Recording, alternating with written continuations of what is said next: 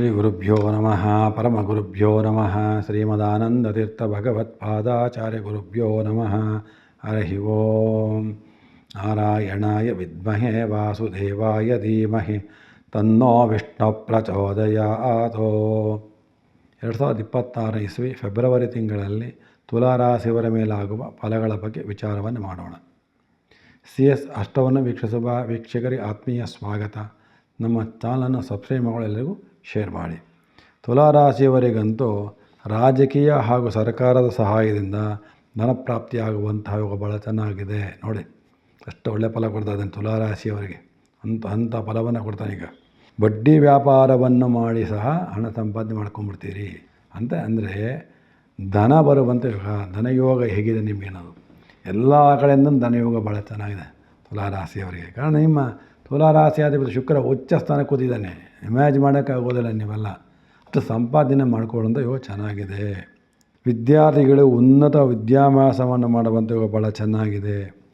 ವಿಶೇಷವಾಗಿ ಯಾರು ಡಾಕ್ಟ್ರು ಓದ್ತೀರ, ವೈದ್ಯ ವಿದ್ಯಾರ್ಥಿಗಳಿಗೆ ಉತ್ತಮ ರೀತಿಯಲ್ಲಿ ಅನುಕೂಲವಾಗಿ ಒಳ್ಳೆ ಪಾಸಾಗೋ ನಂಬರ್ ಬರ್ತದೆ. ಫಸ್ಟ್ ಕ್ಲಾಸ್ ಬರುವಂಥ ಯೋಗ ಚೆನ್ನಾಗಿದೆ ಡಾಕ್ಟರ್ಸ್ ಓದುವಂಥ ಹುಡುಗರಿಗೆ. ಭೂಮಿ, ಮನೆ, ಆಸ್ತಿ, ವಾಹನವನ್ನು ಕೊಂಡುಕೊಳ್ಳುವಂತಹದ್ದು, ಒಳ್ಳೆ ಅಧಿಕಾರವನ್ನು ಸಂಪಾದನೆ ಮಾಡುವಂಥ ಯೋಗ ಭಾಳ ಚೆನ್ನಾಗಿ ಕೊಡ್ತಾ ಇದ್ದಾನೆ ಶುಕ್ರ ನಿಮಗೆ. ಅದನ್ನು ಬಳಸ್ಕೊಳ್ಳಿ. ಮತ್ತು ವಿವಾಹಾದಿಗಳಾಗುವಂಥ ಯೋಗ ಚೆನ್ನಾಗಿದೆ. ಈ ತಿಂಗಳಲ್ಲಿ ವಿವಾಹ ನಿಶ್ಚಯ ಮಾಡ್ಕೊಳ್ಳೋದು ಅಥವಾ ವಿವಾಹ ಮಾಡಿಕೊಂಡ್ರೆ ಏನು ಲಾಭ ಅಂದರೆ, ಶುಕ್ರ ಉಚ್ಚ ಸ್ಥಾನ ಕೂತಾನೆ.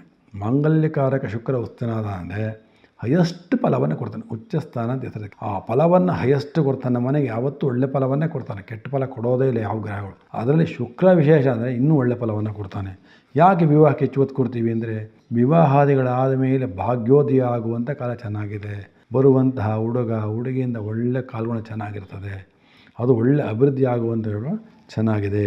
ಮತ್ತು ಸ್ವಂತ ದುಡಿಮೆಗೆ ಬಯಸುವವರು ವಿವಾಹ ನಂತರ ಮಾಡ್ಕೊಳ್ಳಿ. ಯಾರು ಸ್ವಂತ ವ್ಯಾಪಾರ ಮಾಡ್ಕೊಂಡಿದ್ದೀರಿ ಅಂಥವರಿಗೆ ವಿವಾಹ ನಂತರ ವ್ಯಾಪಾರ ಶುರು ಮಾಡ್ಕೊಳ್ಳಿ.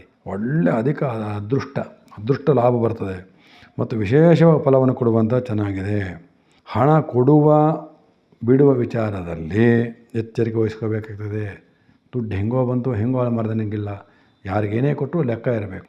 ಸರಿಯಾಗಿ ವ್ಯವಹಾರ ಇದ್ದರೆ ಮಾತ್ರ ಮಾಡಬೇಕಾಗ್ತದೆ. ಸ್ವಲ್ಪ ಕೆಲವು ಸರಿ ಅಹಂಭಾವ, ಅಹಂಕಾರದಿಂದ ವರ್ತನೆ ಮಾಡ್ಕೊತೀರಿ.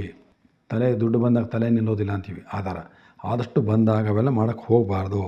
ನಿಮ್ಮ ವಿದ್ಯೆಯೇ ಬೇರೆ, ನೀವು ಮಾಡೋ ಉದ್ಯೋಗನೇ ಬೇರೆ ಇರ್ತದೆ ನಿಮಗೆ ಸಲ. ಹಾಗೆ ಅದೊಂದು ನಿಮ್ಮ ಫಲ ಈಗ.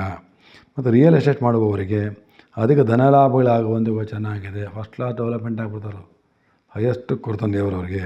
ಮತ್ತು ನಿಮ್ಮ ಬುದ್ಧಿಗೆ ತಕ್ಕ ಹಾಗೆ ಧನ ಸಂಪಾದನೆ, ವಿದ್ಯಾ ಸಂಪಾದನೆ ಆಗ್ತದೆ. ನೋಡಿ, ನಿಮ್ಮ ಮೇಲೆ ಬಿಟ್ಟಿದೆ ದೇವರಿಗೆ. ಸರಿಯಾದ ಬುದ್ಧಿ, ಸರಿಯಾದ ಜ್ಞಾನವನ್ನು ಉಪಯೋಗಿಸಿ ಓಡಿಕೊಂಡ್ರೆ ವಿದ್ಯಾನ ಬರ್ತದೆ, ಹಣಕಾಸು ಅನುಕೂಲವಾಗ್ತದೆ. ಮತ್ತು ಉದ್ಯೋಗದಲ್ಲಿ ಪ್ರಗತಿ ಅಂದರೆ ಬಡ್ತಿಗಳಾಗುವಂಥದ್ದು, ಸಂಬಳ ಜಾಸ್ತಿ ಆಗುವಂಥ ಯೋಗ ಭಾಳ ಚೆನ್ನಾಗಿದೆ. ಮತ್ತು ಗುಪ್ತಧನಗಳು ಕೈ ಸೇರುವಂತಹದ್ದು, ಕೊಟ್ಟಿರುವಂಥ ಹಣಕಾಸುಗಳೆಲ್ಲ ವಾಪಸ್ ಬರುವಂತಹದ್ದು, ಎಲ್ಲನ ಕಳ್ಕೊಂಡಿರೋದು ವಾಪಸ್ ಬರುವಂಥ ಯೋಗ ಭಾಳ ಚೆನ್ನಾಗಿದೆ. ತಾಯಿಯ ಆರೋಗ್ಯದ ಬಗ್ಗೆ ಸ್ವಲ್ಪ ಗಮನವನ್ನು ಕೊಡಬೇಕು. ತಾಯಿಯೂ ಸಹ ಸ್ವಲ್ಪ ಕೋಪ ತಾಪಗಳನ್ನು ಟೆನ್ಷನ್ ಕಮ್ಮಿ ಮಾಡ್ಕೋಬೇಕು. ಯಾರು ತುಲಾರಾಶಿಯವ್ರ ತಾಯಿ ಇದ್ದೀರಿ, ಸ್ವಲ್ಪ ಟೆನ್ಷನ್ ಕೋಪಗಳನ್ನು ಮಾಡ್ಕೊಳ್ಳೋಕೆ ಹೋಗಬೇಡಿ. ಆ ಟೆನ್ಷನಿಂದ ಆರೋಗ್ಯವನ್ನು ಕೆಡಿಸ್ಕೊಂಡ್ಬಿಡ್ತೀರಿ. ಮತ್ತು ಗುರುವಿನ ಅನುಗ್ರಹದಿಂದ ವ್ಯಾಪಾರ ವ್ಯವಹಾರಗಳಲ್ಲಿ ಧನಲಾಭಗಳಾಗುವಂತೆ ಯೋಗ ಚೆನ್ನಾಗಿದೆ. ಗುರು ಒಳ್ಳೆ ಫಲವನ್ನು ನಿಮ್ಮ ಭಾಗ್ಯಕ್ಕೆ ಕೊಡ್ತಾ ಇದ್ದಾನೆ. ಕಾರಣ ಏನಪ್ಪ ಅಂದರೆ, ಗುರು ಒಂದು ಒಳ್ಳೆ ಫಲ ನಿಮ್ಮ ಕಡೆಗೆ. ಧರ್ಮ ಮಾರ್ಗದಿಂದ ನಡೆಯಬೇಕು. ಇಲ್ಲವಾದರೆ ಧನ ಬೇಗಳಾಗ್ತದೆ.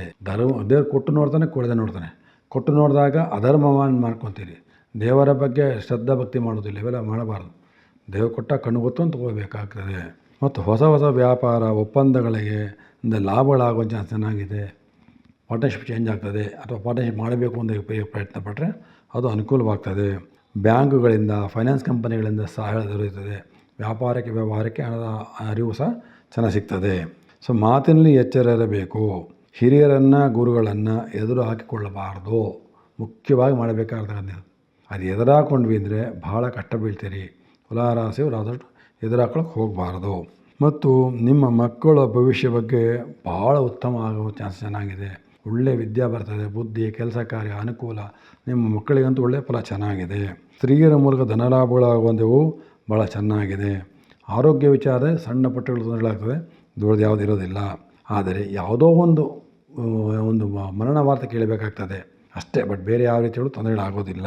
ಶುಭ ಕಾರ್ಯಗಳಿಗೆ ಧನವೇ ಆಗ್ತದೆ, ಮಾಡಿಗೆ ಏನು ತೊಂದರೆ ಇಲ್ಲ. ಧರ್ಮ ಕಾರ್ಯಗಳಿಗೆ ದುಡ್ಡು ಖರ್ಚಾದರೂ ಒಳ್ಳೆ ಫಲವೇ ಬರ್ತದೆ. ಮತ್ತು ವಸ್ತ್ರಾಭರಣಗಳಿಗೆ ಖರ್ಚು ಮಾಡ್ಕೊತೀರಿ, ಅದು ಸಹ ತೊಂದರೆ ಇಲ್ಲ. ಶತ್ರುಗಳು ಸಹ ಮಿತ್ರರಾಗ್ತಾರೆ, ಅದನ್ನು ನಾವು ಎಷ್ಟು ಬೇಕೋ ಅಷ್ಟೇ ಮಾಡ್ಕೋಬೇಕು ವಿನಃ ಅತಿ ಮಾಡ್ಕೊಳಕ್ಕೆ ಹೋಗಬಾರ್ದು.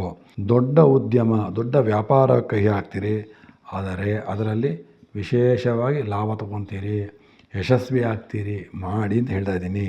ಕುಟುಂಬದಲ್ಲಿ ಆದಷ್ಟು ನೆಮ್ಮದಿ ನೋಡ್ಕೊಳ್ಳಿ, ಮನೆಯಲ್ಲಿ ಸಿಡುಕು ಕೋಬಳ ಮಾಡ್ಕೊಳಕ್ಕೆ ಹೋಗಬೇಡಿ.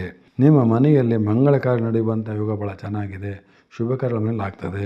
ಮಕ್ಕಳು ಸಹ ವಿದ್ಯೆಗೆ ಅಥವಾ ಸಂಪಾದನೆಗೆ ಹೊರ ಹೋಗುವ ಚಾನ್ಸಸ್ ಇರ್ತದೆ. ನಿಮ್ಮ ಮಕ್ಕಳು ಹೊರದೇಶಕ್ಕೆ ಹೋಗೋದು ಹೊರದೇಶಗಳು ಸಂಪಾದನೆ ಮಾಡುವಂಥ ಯೋಗ ಶುರು ಆಗಿದೆ, ಅದು ಸಹ ಒಳ್ಳೆಯ ಫಲವೇ ಆಗ್ತದೆ. ನಿಮ್ಮ ಅಭಿವೃದ್ಧಿಗೆ ನೀವು ವಿಶೇಷವಾಗಿ ಮಾಡಬೇಕಾಗಿರ್ತಕ್ಕಂಥದ್ದು ಏನಪ್ಪ ಅಂದರೆ ಶನಿ ಶಾಂತಿನ ಮಾಡುವಂತಹದ್ದು. ಯಾಕೆ ಹಿತಶತ್ರುಗಳು ಕಾಟ ಆಗ್ತದೆ, ಶತ್ರುಗಳು ಬಾಧೆ ಪರಿಹಾರವಾಗಬೇಕು ಅಂದರೆ ಮುಖ್ಯವಾಗಿ ಶನಿ ಶಾಂತಿ ಮಾಡುವಂತಹದ್ದು, ಎಳ್ಳು ದಾನ ಕೊಡುವಂತಹದ್ದು, ತಿಲದಾನ ಕೊಡುವಂತಹದ್ದು, ಶನೇಶ್ವರನಿಗೆ ತೈಲಾಭಿಷೇಕ ಮಾಡುವಂತಹದ್ದು, ಅಥವಾ ಆಂಜನೇಯನಿಗೆ ಪ್ರತಿನಿತ್ಯ 2 ದೀಪವನ್ನು ಹಚ್ಚಿಡುವಂಥ. ಇನ್ನೇನು ಮಾಡಬೇಡಪ್ಪ, ಮನೆಯೊಳಗೆ ಆಂಜನೇಯನ ಫೋಟೋ ಇದ್ದರೆ 2 ದೀಪವನ್ನು ಹಚ್ಚಿಡ್ರಿ, ಅಥವಾ ನರಸಿಂಹದೇವ್ರ ಫೋಟೋ ಇದ್ದರೆ 2 ದೀಪ ಹಚ್ಚಿಡ್ರಿ. ಎಲ್ಲ ಕಷ್ಟ ಪರಿಹಾರ ಆಗ್ತದೆ. ಎಲ್ಲ ಮನೆಯೊಳಗೆ ಬರ್ತಕ್ಕಂಥ ದುಷ್ಟಶಕ್ತಿಗಳೆಲ್ಲ ಪರಿಹಾರ ಆಗ್ತದೆ, ದೃಷ್ಟಿದೋಷ ಪರಿಹಾರ ಆಗ್ತದೆ. ಮನೆಯಲ್ಲಿ ನೆಮ್ಮದಿಯ ವಾತಾವರಣ, ಆರೋಗ್ಯ, ಸಂಪತ್ತುಗಳು ಸಹ ಉಂಟಾಗ್ತದೆ. ಹಾಗಾಗಿ ತುಲಾರಾಶಿಯವರಿಗೆ ಫೆಬ್ರವರಿ ತಿಂಗಳ ಉತ್ತಮ ಫಲವನ್ನೇ ಹೇಳ್ಬೋದು. ಹಾಗಾಗಿ ತುಲಾರಾಶಿಯವರು ವಿಶೇಷವಾಗಿ ಶನೇಶ್ವರನ ಆರಾಧನೆ ಮಾಡಿ ಒಳ್ಳೆಯದಾಗ್ತದೆ. ನಮಸ್ಕಾರಗಳು.